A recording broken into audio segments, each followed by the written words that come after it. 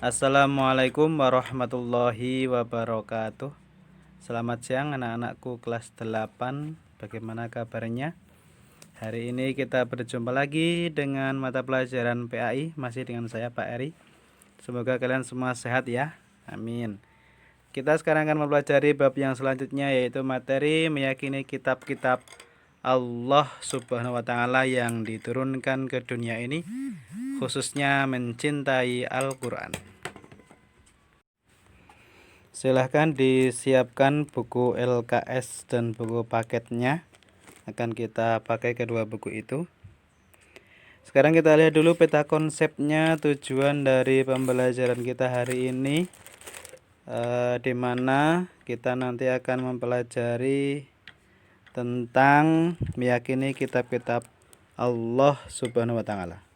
Kita lihat peta konsepnya di situ. Nanti kita akan mempelajari kaitannya dengan 4 kitab yang diturunkan oleh Allah, yaitu kitab Taurat, kitab Zabur, kitab Injil, dan kitab Al-Quran.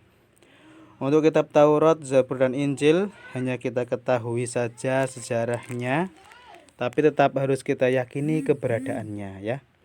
Nanti setelah mempelajari itu, maka kita akan mempunyai sikap toleransi dan menghargai kepada pemeluk agama yang lain. Nah, kalau untuk kitab Al-Quran, kitab suci Al-Quran, nanti kita ketahui sejarahnya, kita yakini keberadaannya, kita baca, kita pahami, kita isinya kita jadikan pedoman dalam kehidupan sehari-hari, sehingga nanti kita akan muncul kebiasaan yang mulia, yaitu mencintai Al-Quran, rajin beribadah, rajin membaca Al-Quran, rajin beramal soleh, dan menjauhi maksiat. Baiklah, sekarang yang pertama yaitu kita pahami dulu pengertian iman kepada kitab-kitab Allah Subhanahu wa taala. Nah, kalian buka buku LKS halaman 55, di situ sudah dijelaskan pengertian iman secara bahasa, yaitu iman artinya percaya atau yakin. Sedangkan kata kitab itu diambil dari bahasa Arab, yaitu kitabun, artinya buku. Sehingga secara istilah pengertian iman adalah iman kepada kitab Allah Subhanahu wa taala, berarti percaya dan yakin dengan sepenuh hati bahwa Allah telah menurunkan kitab-kitabnya kepada para rasul untuk kemudian diajarkan kepada umat manusia untuk dijadikan pedoman hidup agar mencapai kebahagiaan hidup di dunia dan di akhirat. Oke, selanjutnya kita akan mempelajari satu persatu dari macam-macam kitab-kitab tadi. Yang pertama yaitu kitab Taurat. Kalian buka halaman 55 dan buku paket halaman 6. Kitab Taurat diturunkan kepada Nabi Musa alaihi salam pada sekitar abad ke-12 sebelum Masehi. Kemudian kitab Taurat ini berbahasa Ibrani, ya, bahasanya Ibrani. Kemudian kitab Taurat ini diperuntukkan kepada umat Yahudi. Juga kitab Taurat ini diturunkan oleh Allah kepada Nabi Musa untuk membimbing kaumnya, yaitu Bani Israel. Nah, kitab Taurat itu oleh orang-orang Kristen disebut dengan Perjanjian Lama atau Old Testament. Nah, kemudian dalil naklinya diturunkannya kitab Taurat yaitu diambil dari surat Al-Mu'minun ayat 49. Bisa kalian baca ya di situ. Kalau di buku LKS itu dari surat Al-Isra ayat 2. Yaitu keduanya sama, menjelaskan tentang diturunkannya kitab Taurat. Kita baca dulu. Bismillahirrahmanirrahim. Walaqad atayna Musal kitaba la'allahum yahtadun. Artinya, sungguh telah kami anugerahi kepada Nabi Musa kitab Taurat agar mereka Bani Israel mendapatkan petunjuk. Nah, jadi di situ sudah jelas ya, disebutkan dalam Al-Qur'an bahwa kitab Taurat itu diturunkan kepada Nabi Musa untuk bangsa Israel, Bani Israel. Kemudian kitab Taurat itu dibagi menjadi 5 bagian, yaitu yang pertama adalah kitab Kejadian. Kitab Kejadian itu yang menjelaskan tentang kejadian alam beserta isinya, lalu penciptaan Nabi Adam dan istrinya yaitu Siti Hawa, dan juga menceritakan turunnya Nabi Adam dan Hawa ke bumi. Nah, ketika pada waktu itu mendapatkan hukuman dari Allah karena melanggar perintah Allah. Kemudian yang kedua kitab Keluaran. Kitab Keluaran ini berisi tentang keluarnya Bani Israel dari penindasan Raja Fir'aun di Mesir. Masih ingat ceritanya ketika Nabi Musa beserta kaumnya pergi dari negara Mesir ya, menyeberangi Laut Merah karena di Mesir mereka ditindas oleh Raja Fir'aun yang sangat kejam. Nah, itu salah satu isi dari kitab Keluaran. Kemudian ada kitab Imamat. Kitab Imamat itu kitab yang menjelaskan tentang isi syariat dalam agama Yahudi. Itu ada dalam kitab Imamat. Lalu ada kitab Bilangan.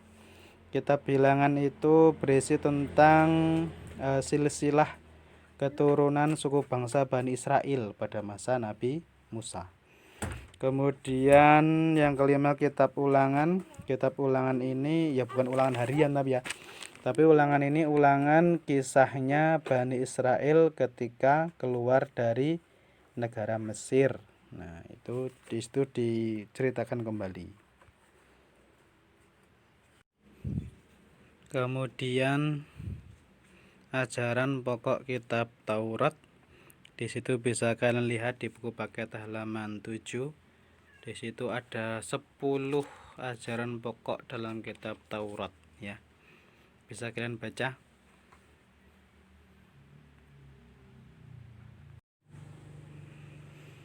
Kita lanjutkan yang kedua yaitu kitab Zabur. Kitab Zabur ini diturunkan kepada Nabi Daud alaihissalam. Masih ingat Nabi Daud? Nabi Daud itu nabi yang mempunyai mukjizat, bisa melunakkan besi ya tanpa memakai alat. Nah, itu Nabi Daud. Turun ketika abad ke-10 sebelum Masehi. Jadi dengan kitab Taurat itu selisihnya 2 abad. Kemudian kitab Zabur ini berbahasa Qibti. Bahasanya Qibti.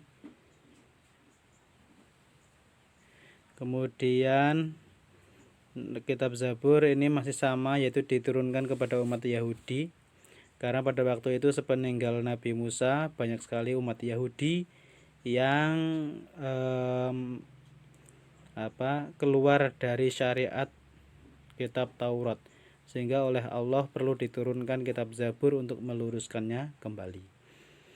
Nah, kemudian juga sama kepada Bani Israel, turunnya di Yerusalem, Palestina. Kalau sekarang itu Yerusalem sedang menjadi rebutan ya antara negara Israel dan negara Palestina. Pada awalnya itu Yerusalem itu adalah miliknya negara Palestina. Dalil naklinya yaitu diambil dari surat Al-Isra ayat 55. Di situ bisa kalian baca tentang diturunkannya kitab Zabur kepada Nabi Daud. Nah, isinya itu berisi 10 nyanyian yang dilakukan oleh Nabi Daud alaihissalam sebagai mengungkapkan pengalaman hidupnya ketika membimbing dan berdakwah kepada Bani Israel ya. Di situ dituangkan di dalam kitab Zabur. Intinya 150 nyanyian itu berisi memuji Allah, memuji Tuhan. Kemudian juga untuk mengungkapkan rasa syukur kepada Allah dan seterusnya. Kita lanjut kitab yang ketiga yaitu kitab Injil. Kitab Injil Ini diturunkan kepada Nabi Musa alaihissalam. Nabi Musa itu merupakan putranya Siti Maryam yang tidak memiliki bapak ya, karena itu langsung dari Allah. Kemudian diturunkan pada abad ke-1 Masehi. Kenapa disebut 1 Masehi? Karena menurut sejarah penanggalan Masehi itu angka satunya dimulai dari kelahirannya Nabi Isa alaihi salam. Kemudian kitab Injil yang asli itu berbahasa Suryani. Kalau kitab Injil yang sekarang itu sudah bermacam-macam ya, karena sudah ditranslate ke bahasa berbagai negara yang ada di dunia ini, termasuk bahasa Indonesia. Kemudian kitab Injil diperuntukkan untuk agama Nasrani. Nah, ini kitab Injil diturunkan di Yerusalem, negara Palestina. Nah, dalil nakli dari kitab Injil itu diambil dari surat Maryam ayat 30. Di situ disampaikan bahwa kitab Injil diberikan kepada Nabi Isa dan sekaligus Nabi Isa itu menjadi utusannya Allah untuk berdakwah kepada orang-orang Nasrani. Kemudian isi dari kitab Injil yaitu yang pertama adalah jelas perintah untuk mengisahkan Allah ya. Mengisahkan Allah Subhanahu wa ta'ala. Itu isi kitab Injil yang asli. Kalau Injil yang sekarang itu sudah bukan yang asli lagi, karena kitab Injil yang sekarang dipakai oleh orang Nasrani atau Katolik itu sudah kitab Injil yang editan buatan pengikutnya Nabi Isa pada waktu itu. Ada Injil Matius, Injil Markus, Injil Lukas, Injil Yahya, dan nama-nama lainnya. Nah, kalau kitab Injil yang asli itu sekarang dimuseumkan, tetapi entah di mana, karena kalau yang asli itu dibuka maka akan terungkap bahwa ajaran di dalam kitab Injil itu mengesahkan Allah Subhanahu wa ta'ala, bukan menuhankan Nabi Isa. Karena kan menurut pemahaman mereka Nabi Isa itu adalah Yesus, adalah Tuhan, padahal Nabi Isa itu adalah utusan. Paham ya? Itu. Kemudian yang kedua, membenarkan keberadaan kitab Taurat. Jadi masih ada hubungannya. Kemudian yang ketiga, menghapus hukum-hukum yang ada di kitab Taurat yang sudah tidak berlaku karena tidak sesuai dengan perkembangan zaman. Kemudian yang keempat, ini yang paling penting, yaitu di dalam kitab Injil itu membenarkan kehadiran Rasul yang terakhir, yaitu Nabi Muhammad Shallallahu Alaihi Wasallam. Nah, kalau di kitab Injil yang sekarang dipakai itu hal ini tidak ada. Oleh mereka diumpet ke. Nah, biar para pengikut umat Nasrani itu tidak tahu.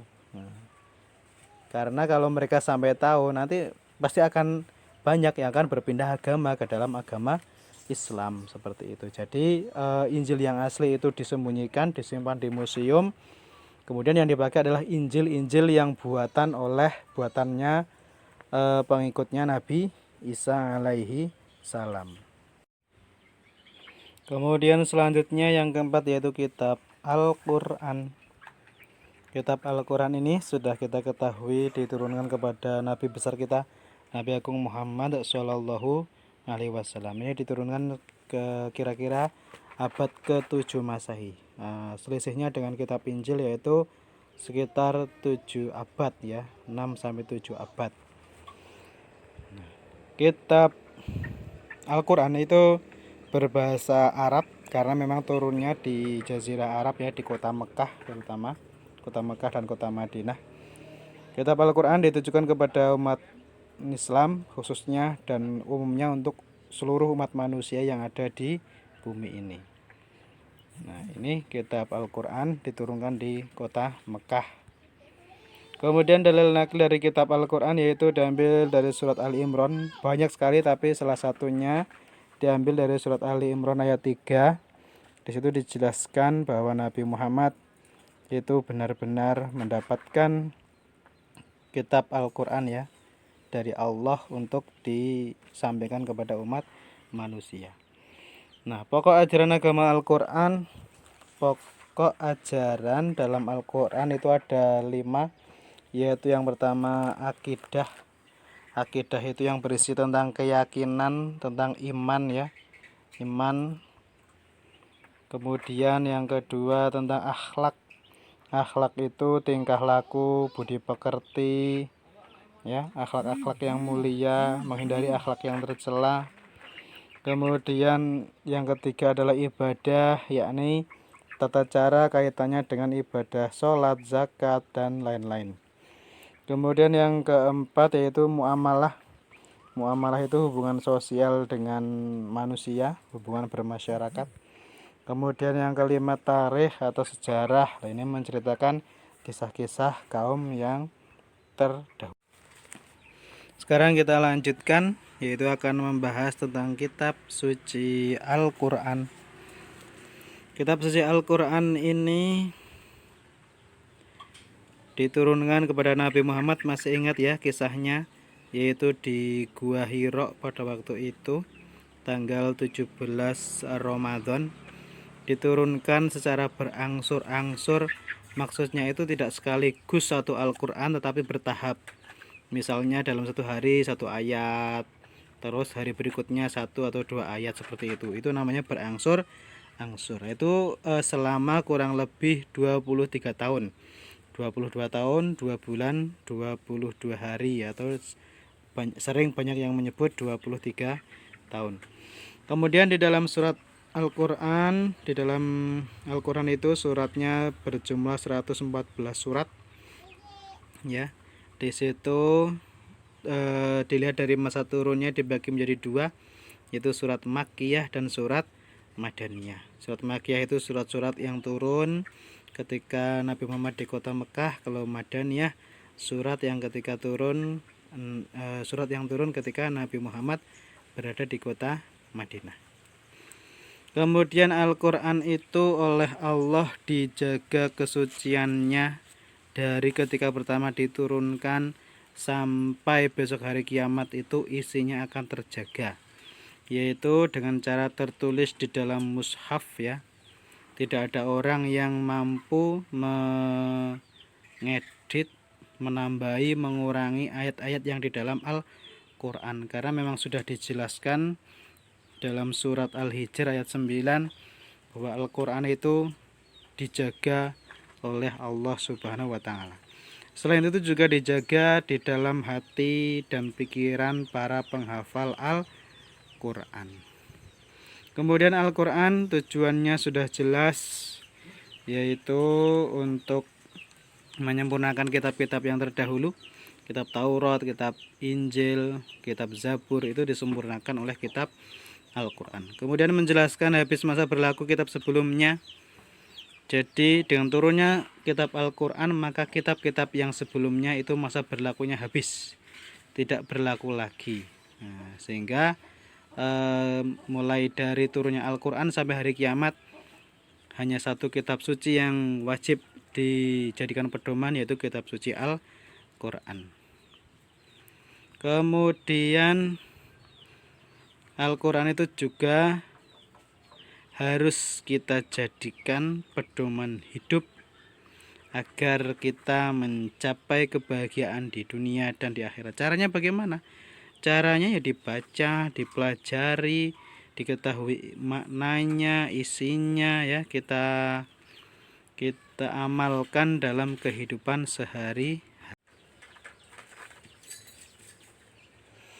Oke, kemudian kita lanjutkan lagi, yaitu perbedaan antara kitab dengan suhuf. Suhuf itu juga termasuk wahyu dari Allah ya. Wahyu dari Allah yang masih berbentuk lembaran-lembaran yang terpisah, itu namanya suhuf. Dalil tentang diturunkannya suhuf itu jelas di dalam surat Al-A'la ayat 18 sampai 19. Bisa kamu buka di buku kalian masing-masing di situ. Kemudian para nabi yang menerima suhuf, yaitu diantaranya ada 5 nabi, yaitu Nabi Ibrahim, Nabi Musa, Nabi Isis, Nabi Idris, dan Nabi Adam. Nah, itu mendapatkan suhuf dari Allah sebanyak itu. Setiap nabi berbeda-beda. Nah, perbedaan kitab dengan suhuf, kalau kitab itu isinya lebih lengkap daripada suhuf ya, karena kitab itu isinya lebih banyak. Kalau suhuf itu hanya hal-hal yang pokok saja. Kemudian yang kedua, kitab sudah dibukukan berbentuk buku. Kalau suhuf itu masih berbentuk lembaran kertas. Kemudian perbedaan yang ketiga, kalau kitab itu berlakunya lebih lama daripada suhuf. Nah, itulah perbedaan antara kitab dengan suhuf. Nah, sampailah di penghujung. Nah, ternyata materinya sudah selesai. Hikmahnya bisa kalian baca sendiri di buku LKS maupun di buku paket ya. Hikmah beriman kepada kitab-kitab Allah. Dan selanjutnya setelah mempelajari ini, nanti kalian akan mendapatkan tugas, dan tugasnya nanti silahkan dikerjakan. Sekian dari Pak Eri, terima kasih atas perhatiannya. Kalau ada yang mau ditanyakan silahkan bisa japri ke nomor WA-nya Pak Eri ya. Saya tunggu. Kita akhiri. Assalamualaikum warahmatullahi wabarakatuh.